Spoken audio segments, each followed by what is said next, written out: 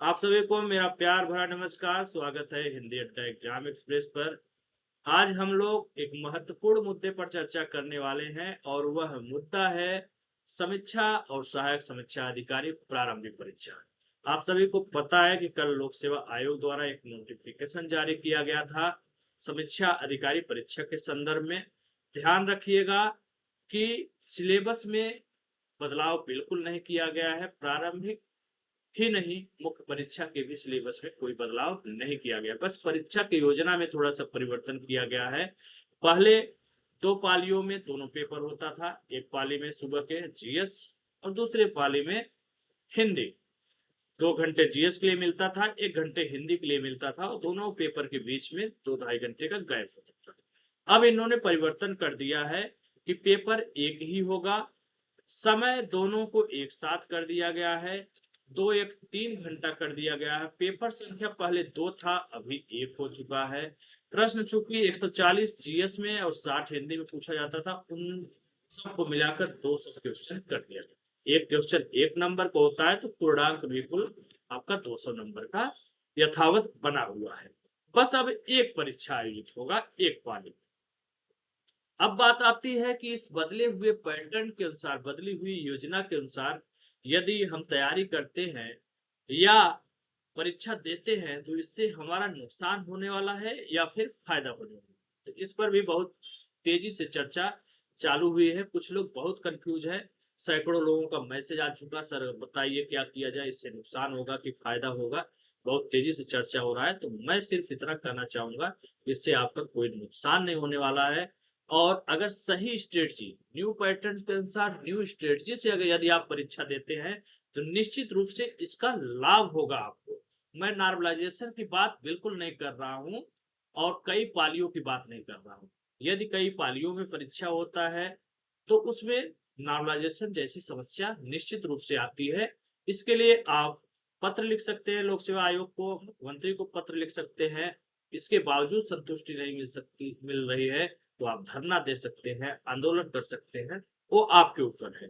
बस बात कर रहे हैं हम इस योजना में जो बदलाव किया गया है इससे आपका नुकसान होगा कि नहीं, उस पर चर्चा करते हैं। तो निश्चित रूप से अगर आप एग्जामिनेशन हॉल में बैठ करके हमारे बताए हुए रणनीति को फॉलो करते हुए पेपर देते हैं तो निश्चित रूप से आपका फायदा ही फायदा होगा, नुकसान का कोई सवाल ही नहीं उठता है। आगे चर्चा करते हैं।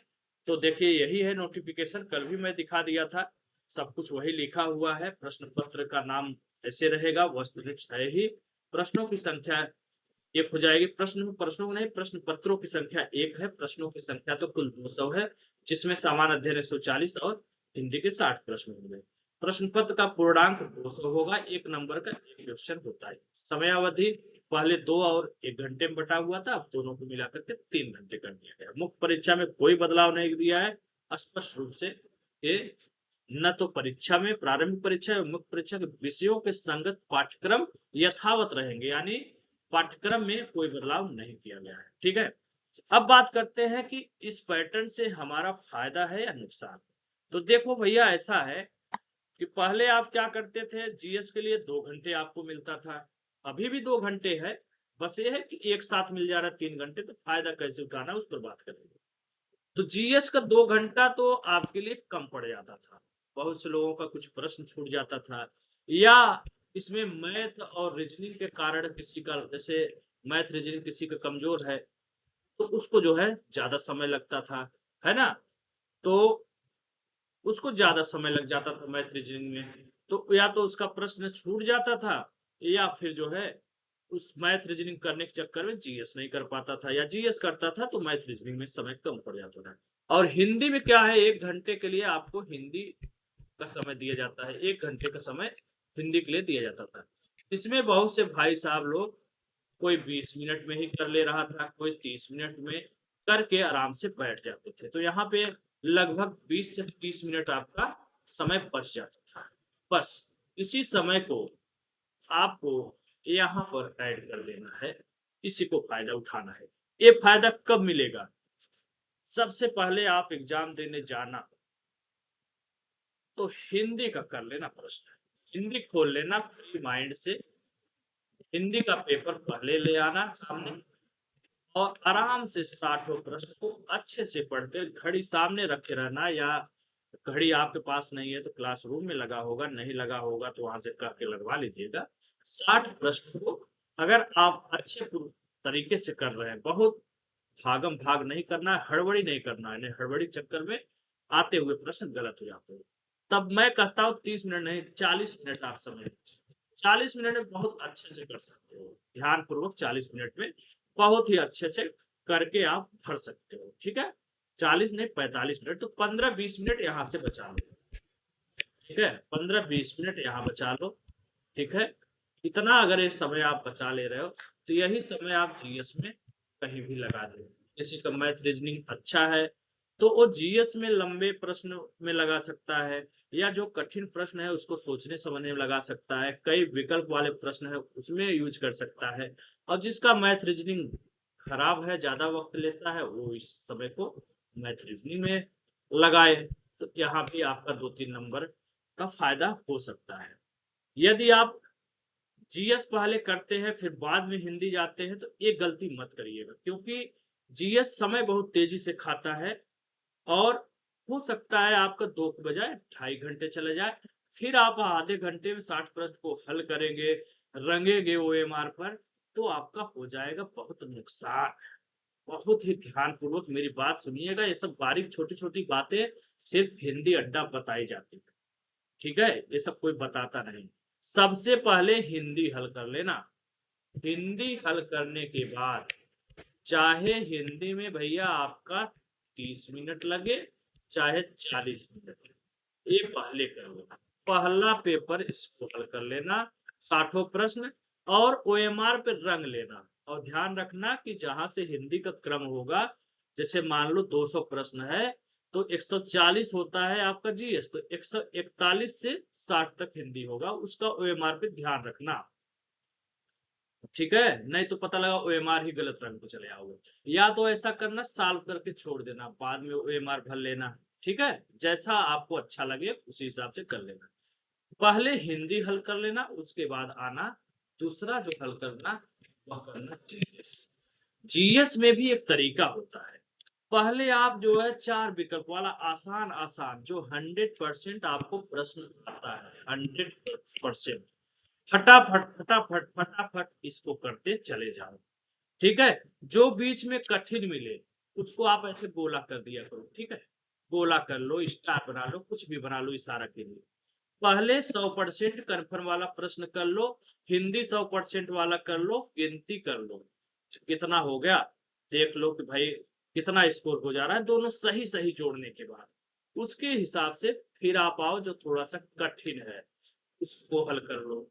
ठीक है, फिर जो सबसे कठिन है उसको हल करो।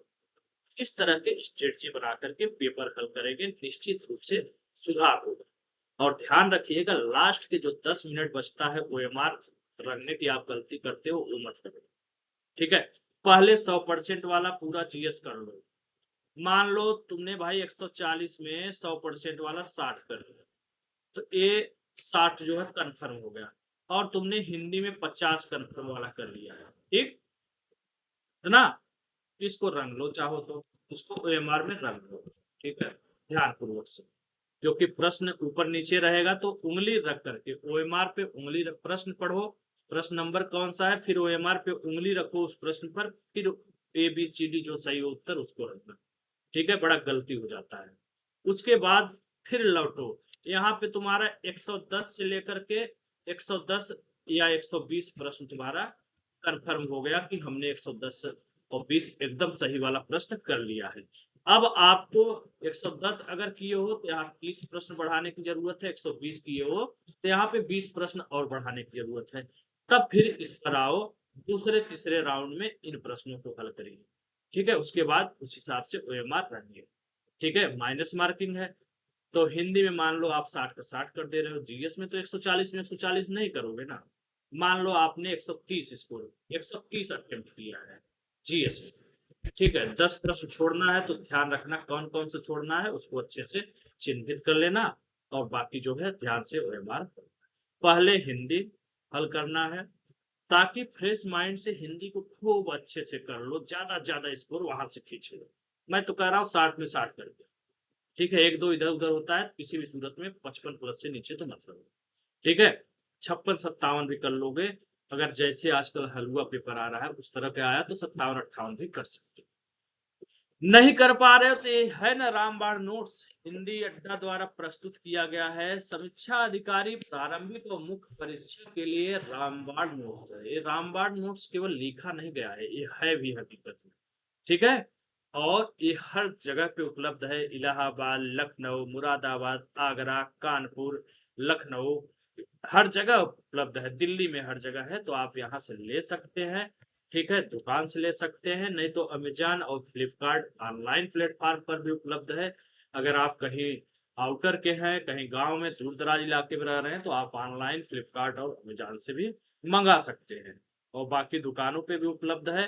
किसी भी सूरत में यही वो किताब है जिसमें 2023 जो निरस्त हुआ है, परीक्षा 11 फरवरी को हुआ था, 57 प्रश्नों को मैंने साझा किया है, इसी किताब से लिया है, ठीक है। और किसी भी सूरत में कितना भी कठिन आ जाए, चाहे सरल आ जाए, चाहे मध्यम, आपका जो पुनर्परीक्षा होना है, उसमें भी आपका खराब से खराब हिंदी वाला भी अगर अच्छे से इसे 5-7 राउंड पढ़ लेता है और पढ़ सकता है, अभी बहुत समय है, तो आपका 56, 57, 58 स्कोर हो सकता है और किसी भी सूरत में 55 के नीचे नहीं होगा।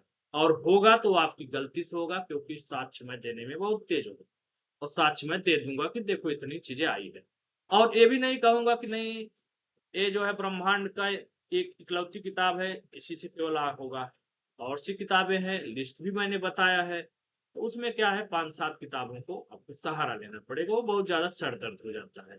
तो उसी सर दर्द से मुक्ति दिलाने के लिए तो ये रामबाण नोट्स मैं लाया हूँ।